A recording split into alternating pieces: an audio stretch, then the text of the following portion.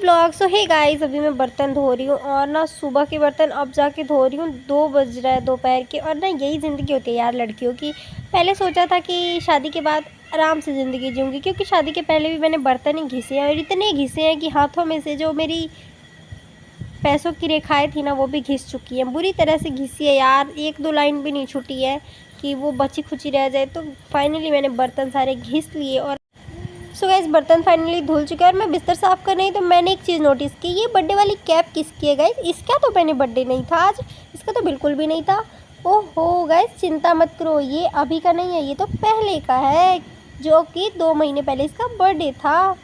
और उसके बाद मैंने फटाक से झाड़ू लगाया और ये ना वायु देवता है ना, वो मेरे से शायद थोड़ा सा रोस्ट हो गए थे, तभी तो इतनी ज़्यादा हवा आने लगी थी ना, पता ही नहीं कहाँ से। पूरे दिन तो गर्मी से हालत ख़राब थी, लेकिन जब शाम के टाइम झाड़ू लगाने गई तो पता ही नहीं कौन से कोने से हवा बहने लगी। ये वायुदेव की ना ऐसी की तैसी कर दूँगी अगर मुझे मिल जाए तो। इतना ज़्यादा गुस्सा आया, मैंने वहीं झाड़ू पटक के भाई बोला राम राम चलो यहाँ से। और उसके बाद देखा मेरी छोटी पैकेट बड़ा धमाका, देखो MBBS की तैयारी कर रही थी, तो उसके आगे बिगिन ना बनते हुए मैंने फटाक से चादर बिछाया और आराम से उसको पढ़ने के लिए छोड़ दिया। उसकी राइटिंग तो मेरे समझ में आने वाली नहीं है, तो जो भी अगर डॉक्टर है ना, इसकी राइटिंग समझ के प्लीज़ मुझे कमेंट करके बता देना कि आखिर मेरी लड़की ने लिखा क्या है। कुछ ढंग का लिख भी रही है कि खाली दिमाग खा रही है? मुझे तो कुछ समझ आने से रहा, और ये मुझसे तो कुछ बोल के बताएगी नहीं, क्योंकि ये बड़ी आदमी जो बन चुकी है मुझे तो भूल ही चुकी है जब से ये डॉक्टर बनी है। मिस्टर MBBS जो बन गई है, छोटा पैकेट कहीं की। और उसके बाद मैं फटाक से आ गई, चूल्हा साफ़ किया, क्योंकि देखो ये हमें खाना बना के देता है, तो इसे गंदा रखना बिल्कुल भी अच्छा नहीं है। और गाइस इस पे ना अगर ऐसा आप लोगों को काला काला दिख रहा होगा तो चिंता मत करना, ये गंदगी नहीं है, ये जंग लग चुका है। और गाइस देखो ये जो दोनों खाने हैं ना, इसमें चूहों ने अपना पूरा संसार बसा लिया है, पूरा गाँव बसा लिया और मेरे सारे सामानों को काट काट के बर्बाद कर दिया। और उसके बाद मैंने देखा बाप रे बाप, मेरे सर से इतना बाल गिरते हैं, क्योंकि ये 1 महीने के बाल है मेरे सिर के।